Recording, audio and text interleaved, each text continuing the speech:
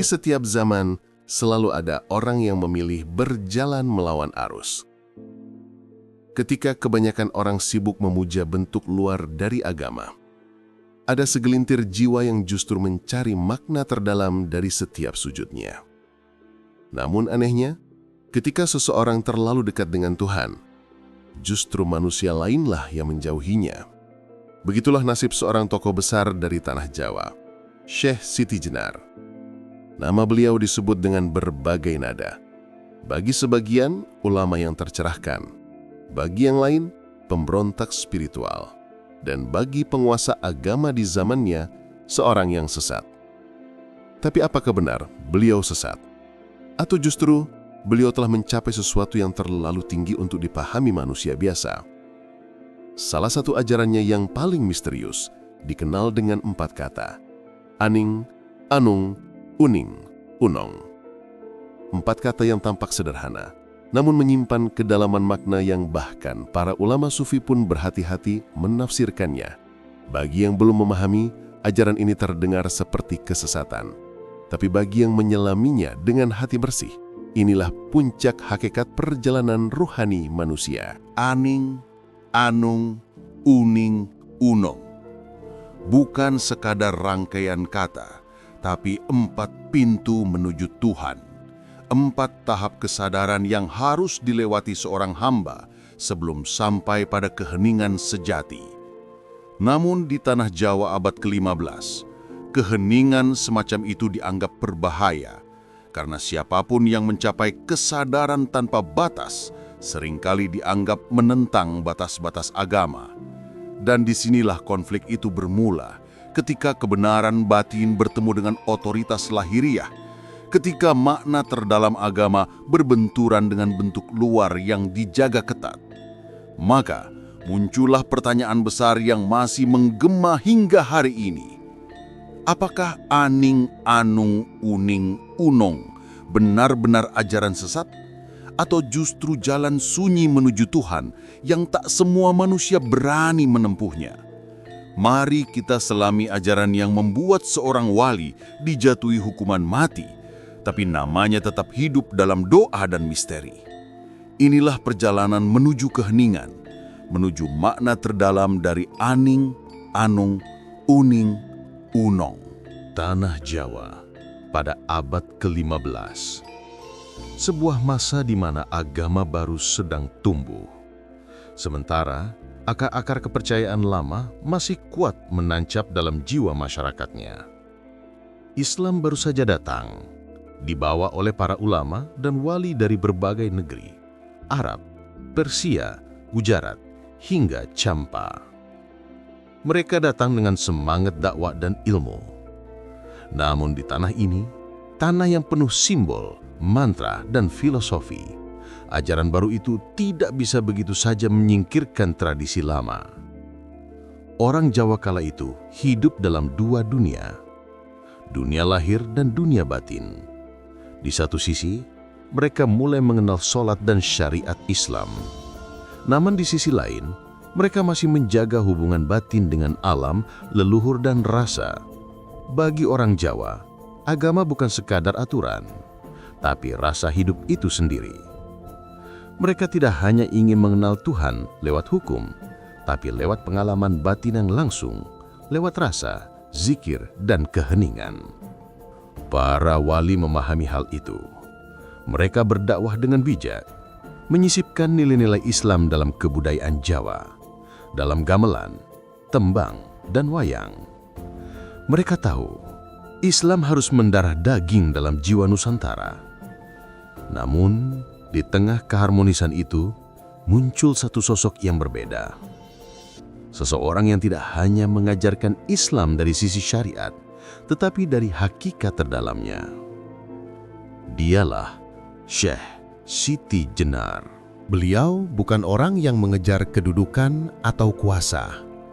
Ia hidup sederhana, bergaul dengan rakyat jelata, dan mengajarkan bahwa Tuhan tidak jauh. Tuhan ada di dalam diri manusia itu sendiri. Kalimat ini, bagi mereka yang memahami tasawuf, adalah cerminan dari ajaran fana fillah, lenyapnya ego dalam kehadiran Allah. Tapi bagi sebagian ulama di zamannya, kalimat itu terdengar berbahaya. Bagaimana mungkin manusia bisa menyatu dengan Tuhan? Bukankah itu menyalahi tauhid? Inilah titik awal konflik yang mengubah sejarah spiritual Jawa. Ketika ajaran tentang keheningan batin dianggap ancaman bagi tatanan keagamaan. Ketika kata rasa mulai dituduh sebagai kesesatan. Dan di tengah badai perbedaan itu, lahirlah sebuah konsep yang beliau ajarkan kepada para muridnya, konsep 4 kesadaran. Aning, Anung, Uning, Unong. Sebuah jalan sunyi bagi mereka yang ingin mengenal Allah, bukan lewat kata-kata, tapi lewat heningnya hati dan lenyapnya diri. Dari sinilah kisah itu bermula. Ketika keheningan mulai disalahpahami, ketika pencarian Tuhan dianggap pemberontakan, dan ketika suara batin dikubur oleh hiruk-pikuk kekuasaan agama. Ajaran Aning, Anung, Uning, Unung bukan sekedar renungan, tapi juga simbol dari perlawanan halus terhadap bentuk-bentuk lahiriah yang kaku. Sebelum kita menuduh ajaran ini sesat, mari kita pahami dulu apa sebenarnya yang dimaksud dengan aning. Tahap pertama dalam perjalanan ruhani menuju Tuhan. Bagi Syekh Siti Djanar, hakikat kehidupan bukan sekadar menjalankan syariat secara lahir, melainkan menembus lapisan-lapisan batin hingga mencapai kesadaran tertinggi.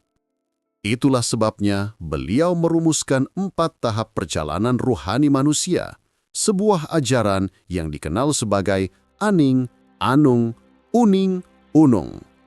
4 kata ini bukan sembarang mantra, ia adalah peta perjalanan jiwa dari kebisingan dunia menuju keheningan ilahi. Dan tahap pertama dari semuanya adalah aning. Aning berarti hening.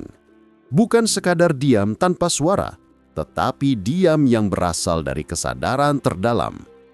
Aning adalah keadaan ketika hati berhenti berisik, ketika pikiran tak lagi dipenuhi oleh keinginan, dan manusia mulai mendengar suara Tuhan yang selama ini tertutup oleh suara dirinya sendiri. Dalam tahap aning, seseorang mulai melepaskan diri dari ego, dari keakuan yang selama ini membuatnya merasa terpisah dari Sang Pencipta. Ia belajar mendengarkan, bukan dengan telinga, tapi dengan hati yang hening. Disinilah rahasia besar ajaran Siti Djanar mulai, bahwa Tuhan tidak ditemukan lewat banyak bicara, tetapi lewat keheningan yang mendalam. Siti Djanar mengajarkan kepada murid-muridnya bahwa dalam keheningan yang sempurna, manusia akan menemukan dirinya yang sejati. Dan ketika diri sejati itu tersingkap, manusia menyadari bahwa tidak ada jarak antara dia dan Tuhannya. Inilah awal dari manunggaling kawula Gusti, kesatuan antara hamba dan Sang Pencipta. Namun keheningan semacam ini tak mudah dicapai. Bagi mereka yang masih terikat dunia, aning terasa seperti kematian kecil. Karena semua yang dianggap penting perlahan lenyap. Ambisi, nama, kehendak, bahkan doa yang penuh permintaan. Yang tersisa hanyalah diam. Tapi justru dalam diam itu, Tuhan berbicara. Inilah pintu pertama dari jalan sunyi menuju Tuhan. Sebelum manusia mampu mengenalnya, ia harus terlebih dahulu mengenali hening dalam dirinya. Tanpa aning, tak ada jalan menuju tahap berikutnya. Karena bagaimana mungkin seseorang mendengar Tuhan jika ia belum mampu menenangkan gelombang pikirannya sendiri? Aning adalah awal dari perjalanan panjang itu. Dan setelah keheningan menguasai jiwa, muncullah tahap kedua, Anung. Ketika manusia mulai merasakan kehadiran ilahi dalam setiap denyut hidupnya. Setelah melewati tahap aning, keheningan yang meniadakan ego, datanglah tahap kedua yang disebut anung. Disinilah manusia mulai merasakan bukan sekadar mengetahui bahwa Tuhan itu ada. Jika aning adalah hening tanpa kata, maka anung adalah hening yang bergetar oleh kehadiran ilahi.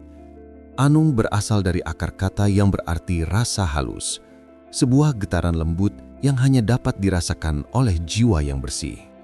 Dalam tahap ini, seseorang mulai menyadari bahwa setiap napasnya adalah napas Tuhan, setiap detak jantungnya adalah zikir tanpa suara, dan setiap kejadian di hidupnya bukanlah kebetulan, melainkan pesan dari Yang Maha Ada.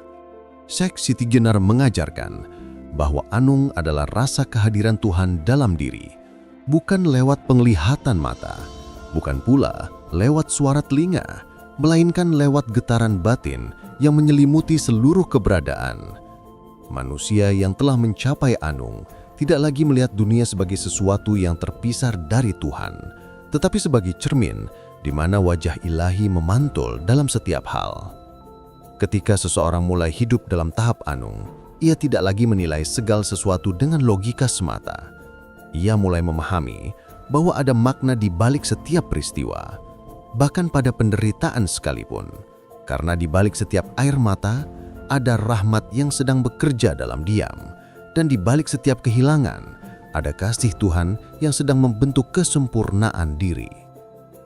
Di tahap inilah hati manusia mulai bergetar dengan zikir alami. Ia tidak lagi berzikir karena diperintah, tetapi karena zikir itu sendiri telah menjadi denyut hidupnya. Setiap langkahnya adalah ibadah, setiap diamnya adalah doa, setiap napasnya adalah pujian kepada Sang Pencipta. Namun, berhati-hatilah, banyak orang yang berhenti di tahap ini dan mengira telah sampai. Padahal merasakan Allah bukanlah tujuan akhir. Karena selama masih ada yang merasa, maka di sana masih ada aku. Dan selama aku masih ada, maka belum sempurna penyatuan itu.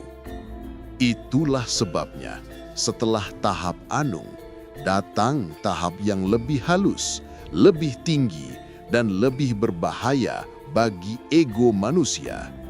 Tahap uning. Anung adalah rasa, keharuan ilahi yang membuat manusia menangis tanpa sebab, tertawa tanpa alasan, dan tenang di tengah badai hidup. Namun perjalanan belum berakhir, karena setelah rasa ada pengetahuan sejati, dan itulah uning, tahap ketiga dalam jalan sunyi menuju Allah. Setelah hati hening dalam aning dan mulai merasakan Tuhan dalam anung, maka datanglah tahap berikutnya, uning. Tahap di mana rasa berubah menjadi pengetahuan sejati. Kata uning dalam bahasa Jawa kuno berarti mengerti, menyadari, atau tahu secara batiniah. Namun yang dimaksud Siti Jenar bukanlah pengetahuan duniawi, melainkan pengetahuan yang datang langsung dari Allah, tanpa perantara, tanpa logika, tanpa belajar. Inilah yang disebut oleh para sufi sebagai ilmu laduni, ilmu yang ditanamkan langsung ke dalam hati orang-orang yang telah suci jiwanya. Ketahuilah, wahai muridku, ketika hati telah hening dan bersih, maka ilmu Tuhan akan menetes ke dalamnya seperti embun di pagi hari. Ucap Siti Jenar. Pada tahap uning, manusia tak lagi mencari Tuhan, karena ia telah mengetahui bahwa Tuhan tidak pernah jauh darinya. Ia tak lagi bertanya siapa dirinya, karena ia telah menyadari bahwa dirinya hanyalah pancaran dari Yang Maha Ada. Inilah tahap di mana pengetahuan dan penyaksian bersatu. Bukan lagi teori, tetapi ketersingkapan hakikat. Dalam uning, seseorang melihat Tuhan di mana-mana, dalam daun yang gugur, dalam suara angin, dalam mata orang lain, bahkan dalam dirinya sendiri. Ia tahu tanpa berpikir. Ia paham tanpa bertanya. Ia sadar tanpa upaya. Namun disinilah ujian terhalus itu datang. Karena pengetahuan sejati bisa menumbuhkan kesombongan halus dalam jiwa. Ketika seseorang merasa dirinya telah tahu segalanya, disitulah Tuhan kembali bersembunyi. Itulah sebabnya, bahkan pada tahap tertinggi pun, Syekh Siti Jenar selalu mengingatkan, jika engkau berkata, "Aku tahu," maka engkau telah kehilangannya. Karena sejatinya, uning bukan tentang mengetahui, tetapi tentang lenyapnya yang mengetahui. Dan ketika pengetahuan telah meluruh, yang tersisa hanyalah yang diketahui itu sendiri, Tuhan. Itulah gerbang menuju tahap terakhir, tahap yang paling sunyi dan tak terucapkan. Unong, keadaan di mana jiwa lebur sepenuhnya ke dalam kehendak ilahi. Aning membuatmu hening. Anung membuatmu merasa, uning membuatmu tahu. Dan setelah tahu, yang tersisa hanyalah lenyap. Itulah pintu menuju unong, puncak dari perjalanan rohani Siti Jenar, di mana tiada lagi aku, tiada lagi engkau, yang ada hanyalah Dia. Perjalanan panjang jiwa akhirnya sampai di ujungnya. Setelah hening dalam aning, merasakan dalam anung, dan mengetahui dalam uning, maka tibalah saatnya untuk lenyap dalam unong. Kata unong berasal dari akar kata Jawa kuno yang bermakna tenggelam, lebur atau hilang sepenuhnya. Dalam ajaran Syekh Siti Jenar, unong adalah tahap di mana jiwa manusia tak lagi memiliki aku. Semua batas antara hamba dan Tuhan telah runtuh, hingga yang tersisa hanyalah kesadaran tunggal bahwa tiada wujud selain Dia. Bayangkan sungai yang mengalir dari hulu kehidupan. Ia berliku, menempuh jarak panjang, melewati batu dan tanah.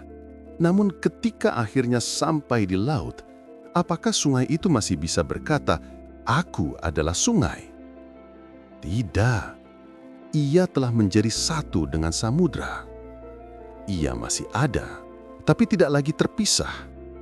Inilah hakikat unong. Dalam unong, manusia tidak lagi berbicara tentang Tuhan, tidak lagi mencari atau memohon, karena yang berdoa dan yang didoakan telah menyatu. Ia tidak lagi berkata, "Aku mencintai Tuhan," karena bahkan cinta pun telah melebur menjadi zat yang dicintai itu sendiri. Inilah tahap yang paling berbahaya bagi orang yang belum siap. Karena bagi mereka yang masih terikat ego, lenyapnya aku bisa disalahartikan sebagai kesesatan. Dan disinilah Syekh Siti Jenar disalahpahami ketika beliau berkata, "Ingsun ora ono, sing ono mung pangeran. Diriku tiada, yang ada hanyalah Tuhan." Banyak yang menuduhnya telah menghapus batas antara manusia dan ilahi. Padahal, sejatinya, beliau sedang berbicara dari ruang kesadaran tertinggi, dari titik di mana aku telah sirna, dan hanya Dia yang benar-benar hidup. Inilah manunggaling Kawula Gusti, penyatuan hamba dan Tuhan, bukan secara jasad, tetapi secara kesadaran. Sebuah keadaan di mana manusia tidak lagi mengaku sebagai apapun, karena semua pengakuan telah lenyap di hadapan cahaya yang maha ada. Bagi Syekh Siti Jenar, mati bukanlah akhir, melainkan awal dari hidup sejati, hidup tanpa batas, hidup dalam zat yang tak bertepi. Unong bukan kematian tubuh, melainkan kematian ego, agar ruh sejati dapat hidup bersama Tuhan. Inilah puncak perjalanan rohani manusia menurut Syekh Siti Jenar. Aning, diamnya jiwa. Anong, rasanya kehadiran. Uning, taunya tanpa belajar. Unong, lenyapnya diri dalam Tuhan. 4 tahap ini bukan jalan mudah, bukan pula untuk dipamerkan. Ia adalah jalan sunyi, jalan batin, yang hanya bisa ditempuh oleh mereka yang berani mati sebelum mati. Aning, anung, uning, unong ajaran yang dianggap sesat oleh banyak orang, namun justru menyimpan rahasia terbesar tentang makna hidup dan Tuhan. Karena kadang yang dianggap sesat oleh manusia justru adalah jalan yang paling lurus menuju Dia. Setelah menyampaikan ajarannya tentang Aning, Anung, Uning, dan Unong, Syekh Siti Jenar menjadi sosok yang dicintai oleh rakyat kecil. Namun sekaligus ditakuti oleh para penguasa dan sebagian ulama di masa itu. Ia bukan seorang yang mencari kekuasaan. Ia tak memiliki pasukan, tak ingin jabatan, tapi kata-katanya mengguncang tatanan spiritual dan politik pada zamannya. Bagi masyarakat, ajaran beliau terasa seperti embun yang menyejukkan dahaga batin. Siti Jenar mengajarkan bahwa Tuhan tidak jauh di langit, tetapi dekat, bahkan bersemayam di dalam hati setiap insan yang suci. Beliau berkata, "Tuhanmu bukan di luar dirimu, carilah Dia di dalam nafasmu, dalam diam hatimu." Namun bagi para wali dan ulama istana, ajaran ini menimbulkan kekhawatiran, bukan karena mereka membenci Siti Jenar, tetapi karena mereka takut ajaran ini disalahpahami oleh umat awam. Bagaimana jika orang-orang yang belum matang rohaninya menganggap diri mereka Tuhan? Bagaimana jika lenyapnya diri diartikan sebagai bebas dari syariat? Inilah awal dari benturan besar antara batin dan lahir, antara hakikat dan syariat. Syekh Siti Jenar berbicara tentang rasa, sementara para wali menjaga aturan. Dua jalan yang sebenarnya menuju arah yang sama, namun terlihat bertentangan bagi mereka yang belum memahami keduanya secara utuh. Dalam catatan sejarah dan babat, Sunan Giri yang dikenal sebagai penjaga syariat Islam di Jawa, melihat bahwa ajaran Siti Jenar bisa menggoyahkan fondasi masyarakat Islam yang masih baru tumbuh. Sementara Siti Jenar melihat bahwa tanpa rasa batin, agama bisa menjadi kaku, hanya kulit tanpa isi.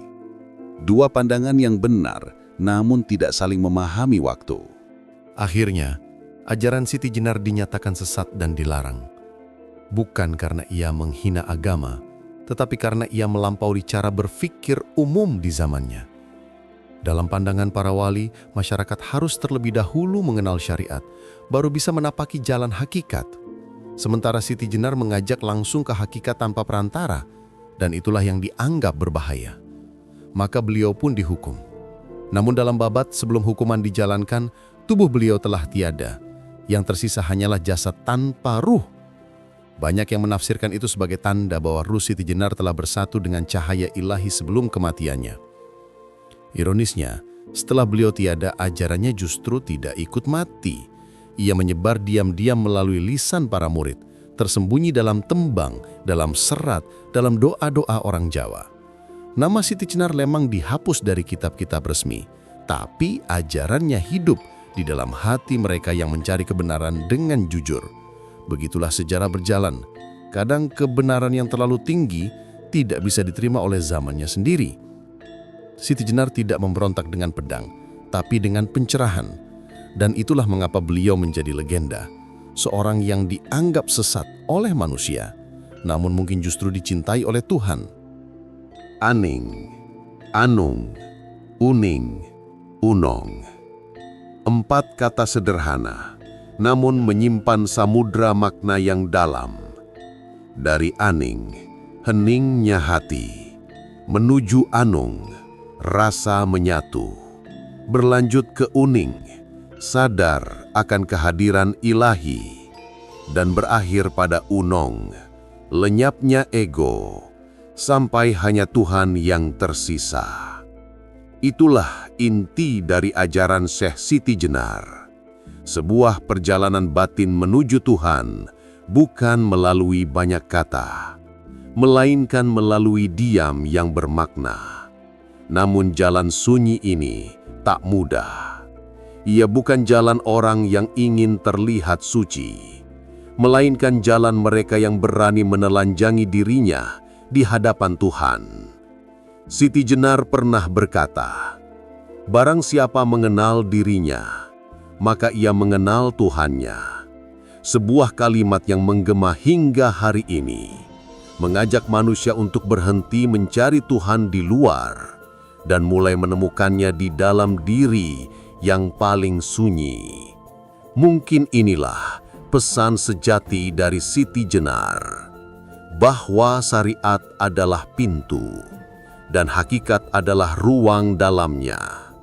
Keduanya bukan lawan, melainkan dua sisi dari jalan menuju Tuhan yang sama. Ketika syariat tanpa rasa, ia menjadi kaku. Namun ketika hakikat tanpa syariat, ia menjadi sesat. Dan hanya dengan menyatukan keduanya, kita bisa mendekati cahaya yang Siti Jenar temukan. Kini, berabad-abad telah berlalu. Namun ajaran itu tetap bergetar di hati mereka yang mencari. Bukan untuk menolak syariat, tapi untuk menghidupkan maknanya di dalam diri. Mungkin benar, ajaran Siti Jenar terlalu dalam bagi zamannya. Tapi justru karena itu, ia menjadi cermin bagi kita hari ini, bahwa setiap manusia punya jalan sunyi menuju Tuhannya masing-masing. Kita boleh berbeda dalam cara beribadah, berbeda dalam jalan yang ditempuh, namun tujuan kita satu, mendekat pada Sang Pencipta dengan hati yang bersih dan rendah diri. Sebab hakikat tertinggi bukanlah menjadi Tuhan, melainkan menyadari bahwa kita hanyalah hamba. Jika engkau merasakan getaran dalam hatimu saat mendengar kisah ini, maka mungkin bagian dari dirimu sedang dipanggil untuk mengenal Tuhan lebih dalam. Berhentilah sejenak dari hiruk-pikuk dunia. Heninglah, rasakan napasmu, dan biarkan hati kecilmu berbisik bahwa Tuhan tak pernah jauh. Terima kasih sudah menonton hingga akhir. Jika kisah ini menyentuh hatimu, jangan lupa like, share, dan subscribe agar lebih banyak jiwa yang mengenal kedalaman spiritual Nusantara. Sampai jumpa di episode berikutnya.